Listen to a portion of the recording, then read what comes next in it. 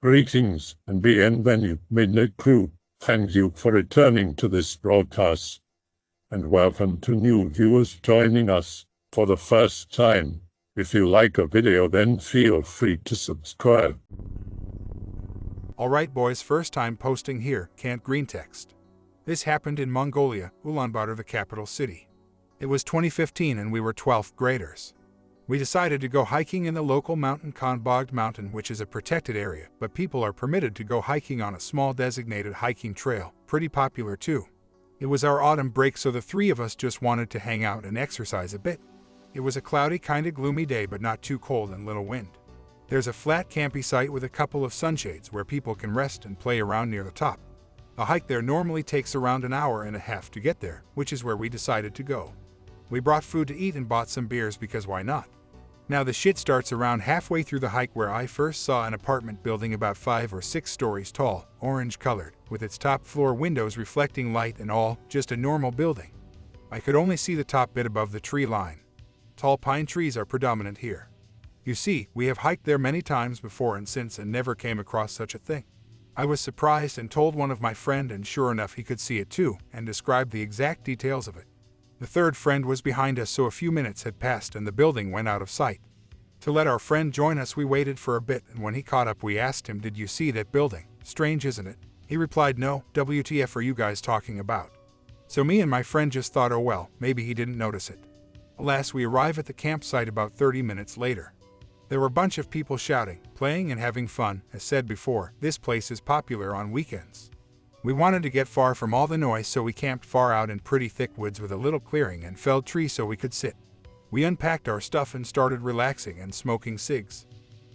The pic is the clearing we camped at, one of the pictures I took, but the apartment building never crossed my mind as too strange to rush to the camera. I know, the mind works in weird ways. So continuing on, I decided to take a piss from all the water and coffee I sipped on the way. And of course, the guys decided to do the same. We turned our backs from each other and spread out a few meters away. The piss circle let us see all around us. I stared at a bunch of trees. Then the third friend, who didn't see the building, suddenly whispers loudly to STFU. We stopped making noise to hear what's up. Then a bunch of branches cracking and breaking far away and a loud thud. Still with my thing hanging out, I didn't turn right away to the direction of that sound. Then my two friends start talking. "Holy shit, did you see that?" The other, "Yeah, WTF was that thing?" I quickly finished my business and asked them, "WTF was that?" They said it was a black thing just dropped from a tall tree. Like in an instant, 1, 2, 3. He said the thing had to be bigger than a fully grown horse. Trust me, Mongols know their horses. They further detailed the thing. It was hairy and the thing ran four-legged into the woods, disappearing almost instantly. We estimated it was about 30 to 40 meters away, but weren't really sure of that thing since there were a couple of trees blocking full sight picture. I didn't see shit obviously, but did hear the noise. The next 30 minutes, we finished our food and beers, during which we talked WTF was that and joked around maybe the Almas smelled our cans of fish and grew interested. A little bit of explaining. Almas in Mongolian is like the Bigfoot of America or the Yeti of Tibet. Big, furry ape-like creature with intelligence and cunning. A lot of tales in traditional folklore. So we decided to go back down, of which there's two options. Go straight ahead, climb up some rocks and follow a trail into more woods, or head back. The pic related is an Alma's depiction. Alright, so considering what we just experienced, we obviously chose the latter, safer option. While on the hike back we talked about that thing nonstop, and me and another friend thought it might have something to do with the weird apartment building on the way up here. Finally, after another hour or something, we went down and into the city and headed home. Now I've hiked there dozens of times since, but never came across something like that again. Although a different friend and I saw a pair of deer. I've used Google Earth to spy for anything remotely built with concrete, but nothing came up. Also logically, something like that deep in the woods is impossible.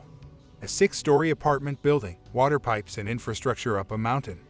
Alright, I'm finishing this off, good to get this shit off my chest. Pic related here is the Google Earth crop and paint. The Forbidden Mountain and the Tomb of Genghis Khan. For 800 years, the Khangai Mountains in Mongolia have been off-limits to tourists and travelers. The reason for this is largely unknown.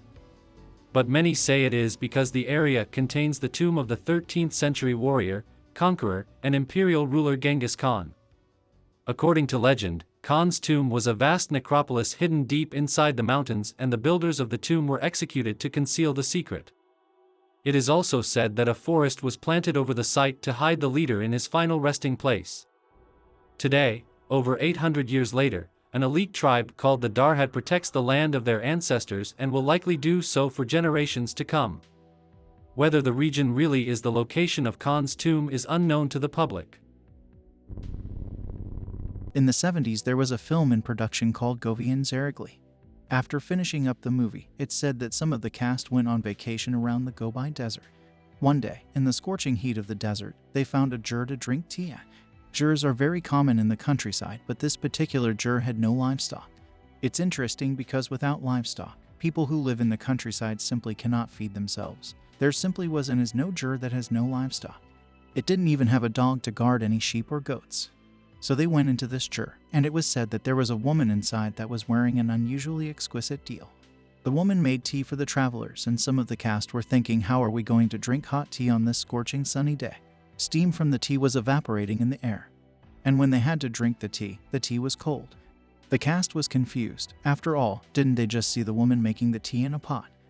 They left. Everyone was puzzled at the experience. After going not too far from the jur, when one of the cast members looked back, the jur was gone. It simply was not possible. All of those people died around the same few years. None of them lived long. Khangai Hotel. We snuck in there 2 or 3 times back when I was in school, early 2000s. The last time we went there, the roof was full of dead dogs. Someone killed a lot of dogs, even puppies, and horribly mutilated the corpses. There were guts and organs everywhere. Some dogs were tied with their guts onto a column. The stench wasn't that bad for some reason.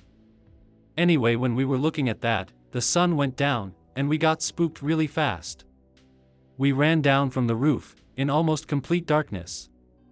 And if any one of you were inside there, you know the stairs don't have guardrails. It's a surprise none of us died doing that stupid shit. We could have easily fallen down the gap between the stairs. In ancient times, 2 brothers giants lived in the Altai highlands. The younger brother had Dombra, and he loved very much to play it. He forgot about everything in the world when he began to play Dombra. The elder brother was proud and vain. Once he wanted to become famous and decided to build a bridge crossing the rapid and cold river. He began to gather stones and build the bridge. And the younger brother continued to play Dombra. So, the days went by. The younger brother did not help the elder one, he just played his favorite instrument. The elder brother became angry. He snatched the Dombra out of brother's hands and broke it against the rock. The splendid instrument was broken and the music stopped, but on the stone the stamp remained. Many years passed. People found this stamp and began to make new Dombras, and the music, which was silent for much time, sounded again. God created earth, people, nations, and began to pass round mountains, lakes, rivers, plains, and fertile lands. He handed everything to all, but only the Kazakhs got the endless steppe. Then the steppe inhabitants begged and asked something else from God. How is it possible to live in the boundless steppe and among deserts? And the Creator understood that he inadvertently offended this respectable and nomadic nation. The S-reader looked in the sack where he kept nature sites, and there were just rests of mountains, several beautiful forests, several cool rivers and lakes. But they were the best. God shook out the remains from his sack in the middle of the steppe, and the most beautiful lake in the world, Borovoe, appeared. It is known as the Lake Borovoe. Here is a legend I remembered off the top of my head. It's called Legend of Korkyt. It's a tale about a man who didn't want to accept human mortality and tried to run away from people to find an answer. Later in his travels he saw that everything in nature dies as well. So from his desperation he invented a musical instrument called kobuz and became a famous musician. These days people play kobuz and remember Korkyt's name. So in some way he found his immortality. At the end of his story he died from a poisonous snake bite. He was foretold that death could only get him on land when he wasn't playing music. So he tried to avoid death by jumping on a boat and playing music there, but when he got tired and fell asleep a snake which got on board in his bag bit him. Hope this legend makes sense to you. The Karkadann is a unicorn known to the Muslims. It is described as the fiercest and most terrible beast alive. It inherits solitary and territorial character from the rhinoceros and carries it to such lengths that it will not suffer another animal grazing within 100 parasangs from itself. It is a mortal enemy with an elephant. When it sees one, it jumps to a nearby tree and sharpens its horn on the trunk. Then it charges and thrusts its horn through the elephant's soft underside. However, it finds itself unable to remove the carcass from its horn. The elephant's fat melting in the sun gets into the eyes of the Karkadann, blinding it so that it lies down on the shore.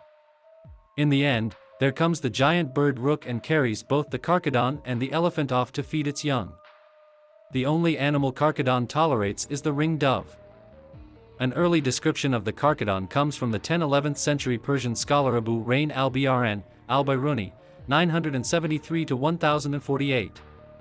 He describes an animal which has the build of a buffalo, a black, scaly skin, a dewlap hanging down under the skin. It has 3 yellow hooves on each foot.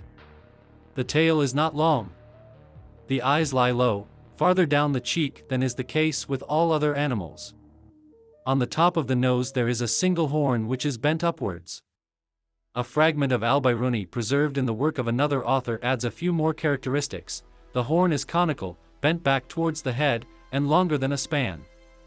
The animal's ears protrude on both sides like those of a donkey, and its upper lip forms into a finger shape, like the protrusion on the end of an elephant's trunk. These two descriptions leave no doubt that the Indian rhinoceros is the basis for the animal. But the future confusion between the rhinoceros and the unicorn was already in the making, since the Persian language uses the same word, Karkadann, for the mythological animal as it does for the rhinoceros, and this confusion is evident also in the illustrations of the creature. After al-Biruni, Persian scholars took his description and formed ever more fanciful versions of the beast, aided by the absence of first-hand knowledge and the difficulty of reading and interpreting Old Arabic script. A decisive shift in description concerned the horn. Where al-Biruni had stuck to the short, curved horn, later writers made it a long, straight horn, which was shifted in artists' representations from the animal's nose to its brow. The Persian physician Zakaria al-Qazwini, 1283, is one of the writers who at the end of the 13th century links the Karkadann's horn with poison in his Ajib al-Maklakat wa Garib al-Majadat. He lists a few beneficial effects. Holding the horn opens up the bowels to relieve constipation, and it can cure epilepsy and lameness. Later authors have the horn perspire when poison is present, suggesting the horn is an antidote and connecting it to Ali corn, though this connection is not made by all writers. In the 14th century, Ibn Battuta, in his travelogue, calls the rhinoceros he saw in India a Karkadann, and describes it as a ferocious beast, driving away from its territory animals as big as the elephant. This is the legend that is told in 1001 Nights, in the second voyage of Sinbad the Sailor. The Karkadann is referred to by El-Mansur as the Persian version of the unicorn. The name appears also in medieval European bestiaries, such as those from Escorial and Paris, where the name Karkadann appears in the captions of unicorn illustrations. Horn. Al-Qazwini, one of the earliest authors to claim the horn is an antidote to poison, also notes that it is used in the manufacturing of knife handles.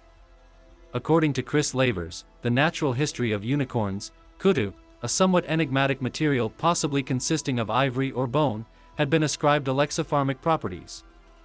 Both of these enigmatic horns, Lavers argues, were used in making cutlery, and so became associated. This is how in the 13th century Al-Qazwini could consider Karkadann horn as an antidote, and this is how the Karkadann became associated with the unicorn. I hope that you enjoyed tonight's broadcast.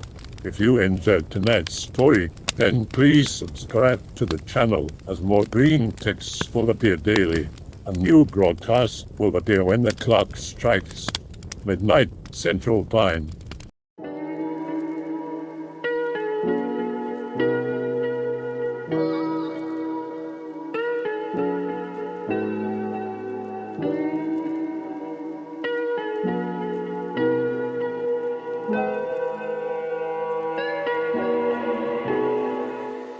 Remember to check out the Odyssey page in the description for a second archive of the channel's videos.